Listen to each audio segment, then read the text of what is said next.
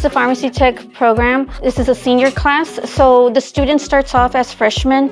They'll take Principles of Health Science, and then sophomore year, they'll take midterms. Junior year, they take Health Science Theory, and then finally, they get to take a practicum. All of these students are going to be pharmacy technicians. In the pharmacy class, we count pills, we start filling out prescriptions, we learn insurance codes, we learn multiple things that we're going to be using as the pharmacies. I like that our teacher takes her time to teach us. So whenever we make a mistake, she comes over and she looks at it and she tells us like what to do to improve. She tells us that the pharmacist will do the same, and it's a reassuring thing that we won't be like left alone. This falls under public health with a pharmacy technician. They get hands-on experience, they fill prescriptions, they learn counting, they get exposed to all the skills that they'll need in pharmacy. Potentially, what I like them to do is to use this as a stepping stone to further their healthcare career. I plan to go to UTRGV and do pharmacy tech as a side job and become a pre-med major with psychology. I want to encourage students, if they're interested in healthcare, to try the Pharmacy Tech program. It's a very good opportunity for them